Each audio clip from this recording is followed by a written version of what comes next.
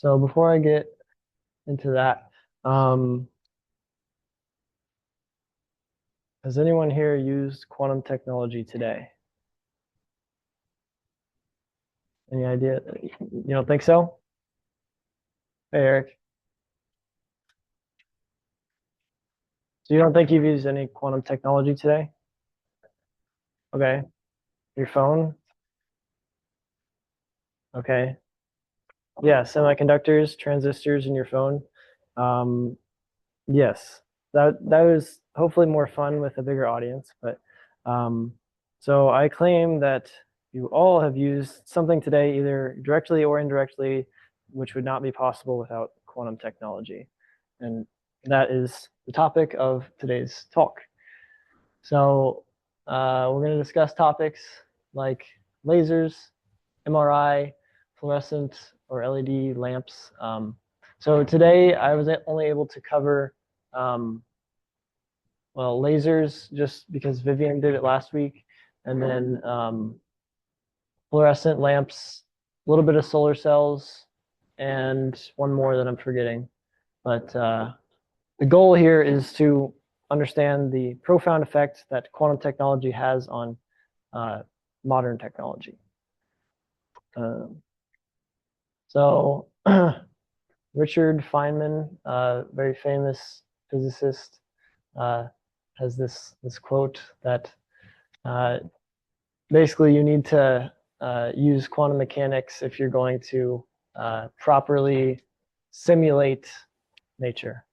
So that's kind of a motivation towards why you need to know it. So I just want to go through a brief history of quantum mechanics. I'm going to zoom through this, and then this will kind of make sense in a second. So we have Max Planck, who did black body radiation in around 1900. Let's see, it was initially, so black body radiation was initially developed with classical theory. Planck used quantization of energy levels to explain the new black body radiation theory.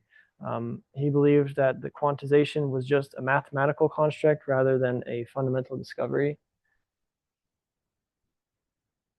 And then we have Einstein with the photoelectric effect in 1905. This was based on work by Heinrich Hertz and Philip Leonard, or Leonard, I don't know how you say that. Basically, this is like the equation E equals H times F, if you know that. Like energy is Planck's constant times frequency. And then basically the idea was that if you shine a light ray of some frequency on a metallic surface, electrons are emitted. Okay, I didn't write that one down, so let's just skip to Bohr. Niels Bohr had the atomic model in 1913. There was this Rutherford model of the atom that that was classical, and he kind of graduated this into a new quantized planetary model, which you can see in the picture up there. You have the positively charged nucleus at the center, negatively charged electrons orbiting. It still isn't fully correct, but it still serves an important role in learning about it. Next, we have, not pictured, Otto Stern and Walter Gerlach did work on spin quantization in 1922. They found that atoms and their electrons that were spinning around made like a miniature magnetic field. So you can imagine these atoms are like miniature bar magnets. You have like a north and a south pole on them. And then when you put these atoms through a magnetic field gradient, basically like a changing magnetic field, it's different at different points in space. When you shoot these atoms through that field, these little bar magnets separate. So some of them go up and some of them go down, but there's no like continuum. Like basically the idea is that these atoms, when you put them into this vertically oriented apparatus with this vertically oriented magnetic field gradient, that the atoms have to be either up or down. That kind of makes sense. So that was like the idea of spin quantization. Like there's only two choices there. Then we had Louis de Broglie in 1924, the matter wave hypothesis. This is E equals like mc squared. We have the idea that wavelength is equal to, you can have like particles that are having a wavelength, which kind of makes no sense at first. So the idea is just this wave particle duality. I won't get into it too much, even though I want to. And this explains the quantization of Bohr model orbits. We have Heisenberg and Max Born's matrix mechanics in 1925, and this is kind of considered like the birth of quantum mechanics as we know it today. And this was used to explain the intensity seen of the different emission lines coming out of hydrogen. And then this is where like the idea of probabilities really become instrumental in quantum mechanics. Yeah. Then we have Schrodinger, who made the quantum mechanical wave function in 1926. Maybe it's better if I just skip to the next part that shows it all. Yeah. Yeah, we have Schrodinger, who made the quantum mechanical wave function in 1926.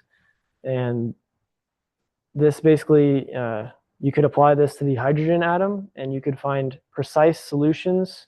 Well, okay, maybe not precise, but basically you can find a function that describes, you can find the probability of an electron to be at a certain location within the atom, like perfectly. So that was like a big deal. And then we have Paul Dirac, and he basically took what Schrodinger made, this quantum mechanical wave function, and applied it to special relativity, basically when stuff is moving closer to the speed of light. And this contributed to quantum field theory also. So then after that, we had kind of the first quantum revolution. So I guess kind of during all those discoveries, we have fluorescent lamps that were kind of coming out. This has quantum mechanical principles if you boil it down. And we have transistors in 1947. In 54, we have the first practical photovoltaic cell, basically like a solar cell. And then we have 55, we have an atomic clock. Does anyone know what that is useful for today? Standard for time. Yeah. But there's another thing I'm thinking of. I mean, it's related to that.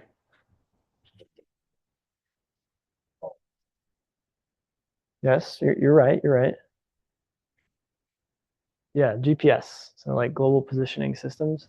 Unfortunately, I didn't have enough time to dive into it today in these slides, but if people are interested, we can go into it more in the future. 1960, we have the first laser built, and Vivian did a nice talk on that last week. You can check it out on our YouTube channel. So 71, we have the first nuclear magnetic resonance imaging. And a fun fact, it's called MRI, as you might know it, right? But the true scientific name is NMR imaging. They just took the MR and then I and omitted nuclear because look at the date. This is in the 70s. This is in like the middle of the Cold War. People didn't like the idea of nuclear, and they also didn't like the idea of putting something nuclear in their bodies or imaging something with their bodies. So that's kind of why it doesn't have that name. And then around the turn of the century, we have maglev trains and we have LED lamps. So this is all from this like first quantum revolution. We're going to discuss three of these. So we're going to do fluorescent lamps, we're going to do the transistor, and I guess four, photovoltaic cell and laser today. And for each one, we're going to stop and let you guys kind of brainstorm. So maybe like pair up two, like think for like 90 seconds. What do we think?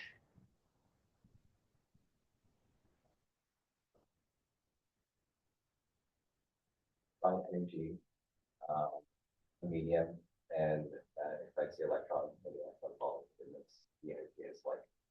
Okay. Yeah, you got part of the picture. So I'll just go ahead and get into it. So basically, fluorescent lamps are lighting up this whole room. Um, it's like this long glass tube, which I'm sure you know all of this, and it's capped by metal on either end. This little metal thing. Um, it's filled with noble gas. Uh, it could be I don't know, any of the noble gases that are commonly found. That's not important. Um, and you also put a few drops of liquid mercury in it. Then you pressurize it to 0.3% of atmospheric pressure. So very, very low pressure. And then when that happens, the mercury that was a liquid turns into a vapor, like a gas.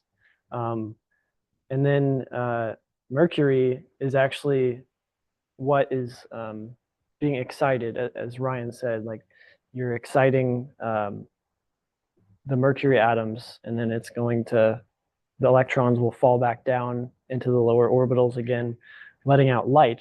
But there's also like an intermediate step here.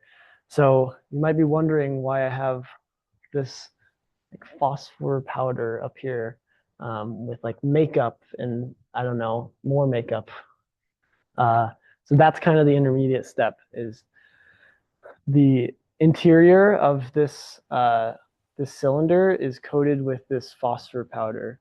So basically, hang on, I'm getting ahead of myself. So yes, mercury is very efficient at emitting a specific wavelength of 254 nanometers at this exact pressure. Do you know if 254 nanometers is visible or not? Anybody?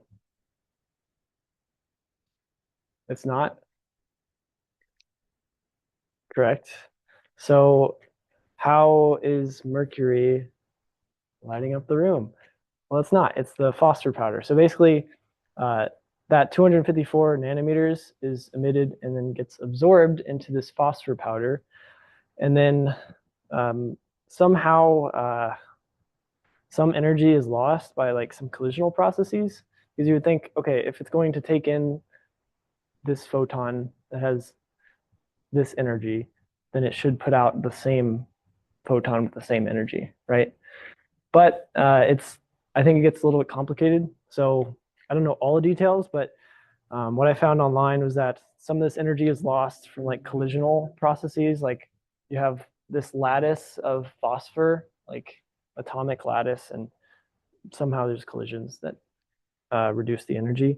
So as I was saying, the energy of light you would think is going to go in as one energy and come out the same energy. So this is just kind of a picture of energy of light to clarify. And what we're looking at here for the mercury was like in the ultraviolet range here, about 200 nanometers. I know this doesn't show wavelength, but that's where it is. So yeah, and then you get into this idea that so with like mercury atoms, like I don't know the exact details, but they're it's a simpler compound than this like phosphor powder. So phosphor powder is like a much more complex molecule. And since you are putting energy into this phosphor from the mercury, you have all these different degrees of freedom. You can bend, you can stretch, you have rotational and translational motion. These all contribute to like this graph kind of here, over here on the right. These are like more energy transitions, but this might look familiar to you as like the energy transitions of like an atom entirely, which it is, but this is like if you zoomed in, and these are rotational and vibrational quantized energy states. The idea here is that the phosphor powder has, it's a more complex molecule, and so when it is emitting, is re-emitting its energy after being excited by the mercury emission, then it has a much more broad range. Whereas mercury only had one wavelength it was emitting at this pressure. But the phosphor powder, it's emitting like a continuous spectrum, essentially. And that's why we see this like white light or yellow light, because it's all the colors combined. And then just one last thing to mention here. This graph kind of demonstrates what I was talking about, how this is mercury, Hg, and this is saying the pressure of mercury. If you want to get that one emission, that 254 nanometers, you have to have it at really low pressures. Otherwise, you start to get these other things. Okay, now the point contact transistor was the first successful demonstration of a transistor. Basically something that can, it's basically like a switch. It's a switch, but they're trying to make it more efficient. So like, and they're trying to do computing with this. So this was the initial device. And before I say anything else, I'll give you 90 seconds to chat amongst yourselves on what physical principles does this device work. I think Ryan, you were discussing some like the semiconductor physics, I think, yes. Like band structure, that kind of stuff. Okay, yes, that's good. That's a good start. I did my best today to extend that further. So like we get down to the quantum mechanics of it. So I think this was this was the one I spent the most time on preparing for this. So this will be a while. So basically on the device level, what we're looking at is the p-n junction, which is here made out of germanium. And then if you look here, germanium is a semiconductor. So it's not quite an insulator, not quite a conductor. In terms of electrical resistance, this means it's kind of in the middle. And I won't be able to go into all the details of like semiconductor physics, but I hope maybe I can connect the dots from the history lesson I gave you before to this device. We're going to zero in on the semiconductor part. We're not going to really worry about everything else right now. Germanium is right here on the periodic table. This is group 4, or I guess 4A, as you can see in Roman numerals there. And then you might know silicon is also a popular semiconductor. I think these two are the most like abundantly used on Earth. So there's this thing called doping, okay? So this is the idea. Imagine you have germanium, you have pure germanium. You can intentionally introduce some useful impurities into the pure germanium. So you can dope it with a p-type or an n-type material. So the p-type material are elements that you'll find in group 3 here. I think usually just boron and aluminum. I don't know if you can go all the way down. I'm not that much of an expert, but basically you can use boron or aluminum, because if you think about it, if you know a little bit about chemistry, each group here is different. Each vertical column is different by the number of valence electrons. So germanium has, I think, 4 or 5? 4? Yeah, because it's group 4. And then boron and aluminum have 3 valence electrons. So these are known as an acceptor of free electrons, because relative to the group 4 elements, they have 1 less electron. So they're willing to accept it. Whereas in group 5, we have elements like phosphorus, arsenic, I think maybe that's used, I'm not sure. And on the other hand, these are the n-type materials, because they're like negative, they're a little bit more negative. They have 1 more electron than group 4. Yes, and this is also known as a donor of free electrons. It has one more electron to give. Does that make sense? Any questions on that? Yeah, right. So we have germanium, and we're doping it with either the N-type or the P-type. Oh, okay. It'll be a very small amount of impurities that you add compared to like how much germanium atoms you have, but it's still enough to make things interesting. And this is the real like semiconductor physics, like basics. I'm not going to really go into it much, but the idea is you have a conduction band and you have a valence band. And so this graph is showing your energy of like, yeah, it's going to show you your energy of like your silicon lattice. So basically this is that if you have silicon as a lattice or germanium, but then this is if you have silicon just as an atom isolated. So that you can see that goes back to like this chemistry model that you might know. Yeah. And then you can see the same thing here. This is just another way to show it. And you'll hear like band gap a lot. If you're in the research area, you'll hear that there's like a lot of new research going on with was it wide band gap materials and stuff like that. So yeah, I'm not going to go into that. Not going to go into this much either, but you can I think look up this textbook and learn more. Okay, right, because it's doped with P-type atoms, and then the right side is the N-type doped with negative type atoms. So let's not worry too much about that. The underlying quantum mechanical principles that fuel, I guess, you can get all this from these 3 quantum mechanical principles: the Aufbau principle, Pauli exclusion principle, and Hund's rule, which you might know from like chemistry class.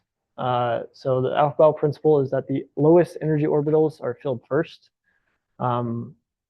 Then the Pauli exclusion principle is you can only have a maximum of 2 electrons per orbital, each of opposite spin.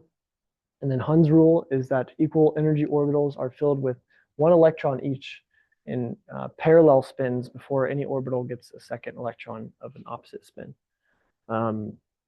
Yeah, so we can start from some of the theories established in the first quantum revolution. We can solve the time-independent Schrodinger equation. And then this gives different solutions with if you vary the quantum numbers here below.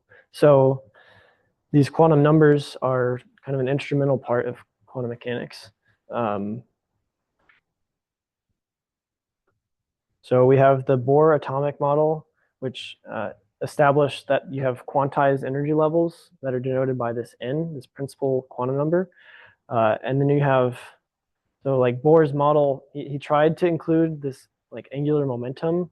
Like you have electrons orbiting the center, and you'd imagine it has some kind of angular momentum. But he didn't quite get it right. So someone else captured that. I'm not sure. The textbook wasn't very specific on that. So, and then we had the Stern-Gerlach experiment, which I described to you briefly earlier, which demonstrated the quantization of atomic magnetic moments for the first time. Basically meaning that you get this orbital magnetic quantum number. Yeah, and then Dirac had a theory exploring the relativistic behavior of the electrons orbiting the nucleus. And this produced the need for this 4th quantum number. And this directly influences the Pauli exclusion principle. This MS can only be 2 values, either plus 1/2 or minus 1/2. That might be familiar to you. If not, that's okay. And then here's the Schrodinger equation in 1 dimension. Yeah. Any questions on this?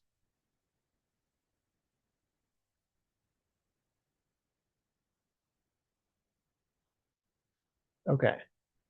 And finally, we have well, there's lasers after this, but yeah, photovoltaic solar cell. So I'm going to start another timer and see if you can discuss how this works.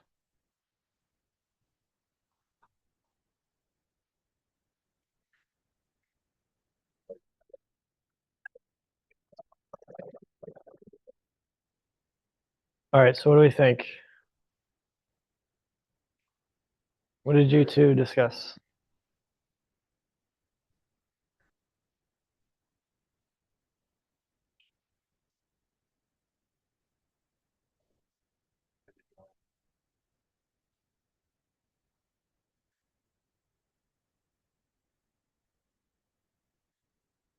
Yeah, I think the general principle you have is good there. I'll be honest, I didn't get a chance to research this as much as I wanted to, but what did you guys say? Same thing? Okay. So basically, the first practical photovoltaic cell was made in Bell Labs in 1954. Um, it's more semiconductors. It's uh, basically it's another p-n junction. So this first one was only 6% efficient to convert sunlight energy into electricity. Not that great. And today we have over 40% efficiency. Yeah. So yeah. So this first one was, as we discussed before, we have the p-type boron that's in the third uh, column of the periodic table. Then we have the n-type arsenic over in the fifth column. So here's kind of the picture. Now I don't know the exact, like I don't know if it's supposed to be hitting this on the side or if it's hitting it on the top. I would guess it's hitting it on the side, like the light. Um, again, I didn't get to look into this too much. What do you guys think? All right, the top. I'm not sure. Um, There's like glass lens. Like, is that on the left side, maybe?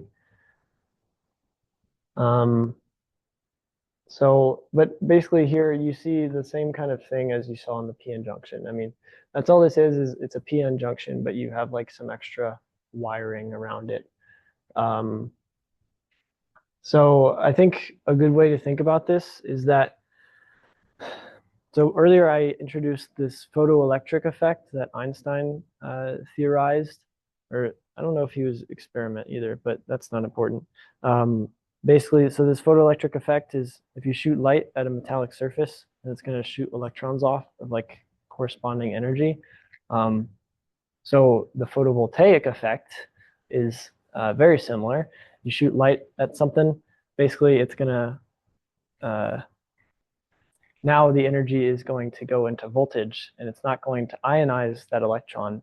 It's just going to, well, it's not going to totally ionize it into like free space, but it's going to ionize it into this like semiconductor p-n junction.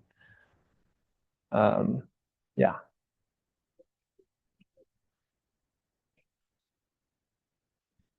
Probably. Yes. Yeah, that's a good point. Yeah. Um, so if we zoom back to this and look at this figure on the right, um, when you have your solar cell, your photovoltaic cell, and it's in complete darkness, all of your electrons are living down here. But then you emerge it out into the sunlight, and then some of them jump up here. Yeah,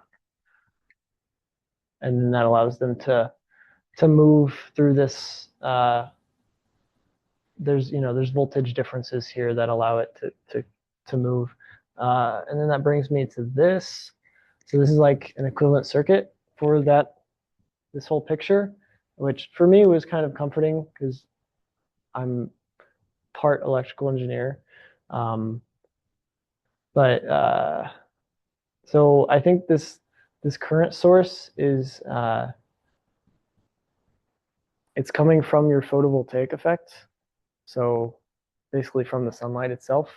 and the p-n junction that you have set up. Not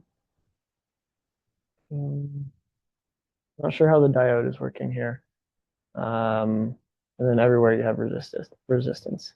So I guess it kind of simplifies pretty well when you look at it in terms of a circuit. Sorry, I don't have more to say than that. Okay, this was something I stole from Wikipedia. So this is the band diagram illustration of the photovoltaic effect. Photons give their energy to electrons in the depletion of, oh, okay, depletion region. So I believe the depletion region is here in the middle. Is that right? Okay. Um, and then these move from the valence band down here up to the conduction band. Um,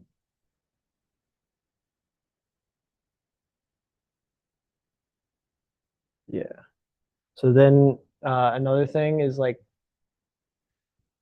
when you have a semiconductor, you have negative electrons, and then you don't have protons because those it doesn't work out that way. But you have what we call positive holes. So it's kind of like the absence of an electron. So that's another just small thing. I think that's good for that. And then I stole some slides from Vivian's thing on lasers. So how are we using lasers in our everyday lives? Maybe not everyday life, but like, you know, what industries use them or any ideas? Entertainment, yeah, you can go to a club or something, and it's like, there's lasers everywhere. Um, good. Used to cut things and measure things. These are all right. Yeah, some laser pointers. Yeah, I mean, if this was a real laser pointer, then I mean, I guess I wouldn't have this little, you know, fake laser pointer if it weren't for laser pointers, right? So that's kind of trippy. But yeah, so you're all right. Um, you can have like LASIK, you can do LiDAR, and yeah, club. You could do experiments on optical table. You have optical fibers. Yeah. So since we're running out of time, we're gonna have to really zoom through this. But the name of the game here is coherence. So lasers are made up of coherent light. Um, so it's basically the idea is that coherent light is a very precise like wavelength. It's a very precise color, and it's not going to be any different. It's not going to vary much from that. Oh, it does show up. Okay, cool. So yeah, like all of our lights around us that we use for lighting classrooms, they're all incoherent, meaning that your atoms are going to uh, emit light however it wants in any direction and at any random time. But lasers, there's a way uh, you can make them coherent. That it's kind of complicated, but so why is it coherent? Well, laser is actually an acronym for light amplification by stimulated emission of radiation. And the underlying quantum mechanical principles are in the name, stimulated emission. It's a little off, but so when we have light and atom interactions. So like I said before, we have this wave particle duality. And this is the equation I was referencing before. So P is the momentum of your particle, and then H is just a constant. So basically, like every particle, every massive thing actually has a wavelength. So I have a wavelength. It's really, really small because I'm very massive, you know, compared to electrons and stuff like that. So yeah, so it's the idea that atoms have these discrete energy levels. Um, so these are the three main processes. That's what I really want to hammer home. So you can absorb a photon, that's pretty simple, right? And then you can have spontaneous emission. If you have an atom that's up on this higher energy level, it can just decide, bleh, I'm going to spit it out and go down to the ground level at whenever it wants. But you have this interesting type that even I don't think I fully understand it yet. But basically, if you have photons coming along that are the same energy as this energy gap, uh, they can stimulate the emission of a photon. So, and stimulated emission is the idea behind lasers. So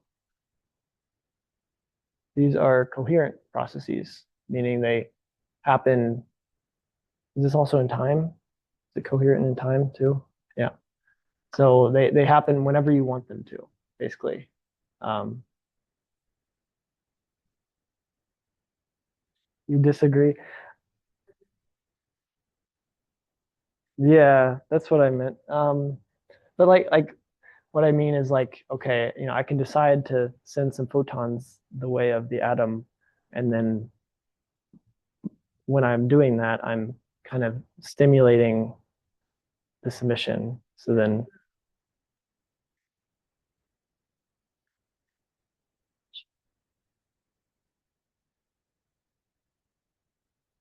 okay, all right. Yeah, sorry, I don't have a great explanation. So this is the key part of the laser. Um, we have this gain medium, uh, and you can provide some energy to that. You can kind of think of it as maybe like the reverse of like the photovoltaic cell, where like with the photovoltaic cell, you're like getting a voltage out of the device, but now you can just feed a voltage into this gain medium, and it essentially promotes. It's some material that promotes this stimulated emission, um, and you have these mirrors on the end that just like they just keep reflecting it back and forth. They have a very high reflectivity, but it's like a 99.99999% reflectivity, meaning there is a little bit that actually gets through, and that little bit is actually like the output of your laser. Um, oh, okay. So there's this, if you really want to get into it, there's this thing called population inversion. Um, and that kind of describes like how you're uh, doing this stimulated emission here. So yeah, that's that.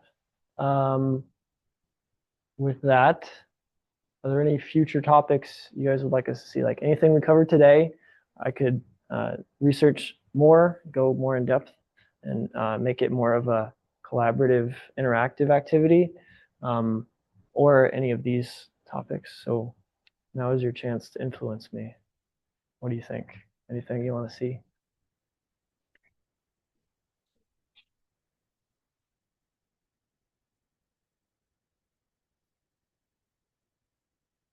Yeah, I would agree with that. Yeah, I'm disappointed I couldn't get to it for this. So, all right. And then before we leave, so this is kind of the theme, I guess, if there is a theme of today's talk, it's this.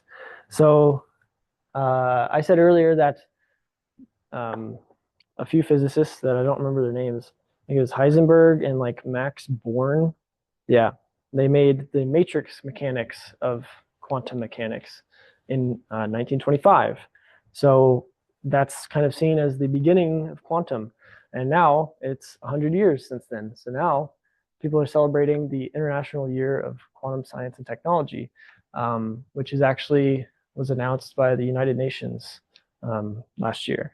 So it's kind of a big deal, and it's pretty cool. So this is some of the applications that are going on in the field today.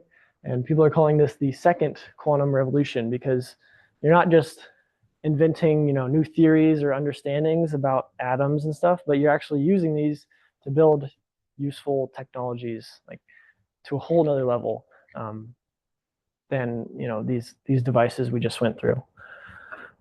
So you have a lot of computing stuff, like quantum computers. You've probably heard the hype at some point. Um, and then you've got communication, quantum communication, which is GPS. It kind of falls under that category. Materials and chemistry.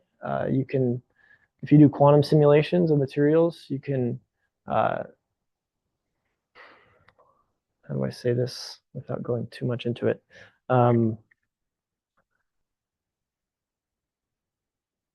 Basically, you can like before I mentioned how you have this quantum mechanical wave function that describes an atom and like the position of the electrons in the atom.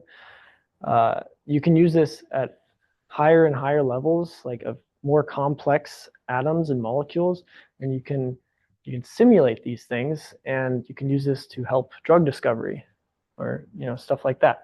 Because drug discovery takes like 10 years or something because it's all just like trial and error. But now we can actually find the solution and make things like work for us. Devices and circuits, that's more quantum computing. So yes, there is a lot of funding going into this. I think this is just like for the US. So it's kind of, this is projected to make a big boom, quantum technology by 2040. Right now, there's over 300 startups dedicated to it. Or is that the projected? I'm not sure. As of December 2023, 260. So, oh, that's just quantum computing. Yeah, that's total. So yeah, there's a lot of stuff going on with this. And then there's more links if you want to follow those. And if you guys came in late and didn't get a chance to do the attendance, you can fill that out now. But sorry for running over a few minutes. Feel free to stay after and chat, ask questions if you want. But if that's all, I'll dismiss everyone. So thanks for coming.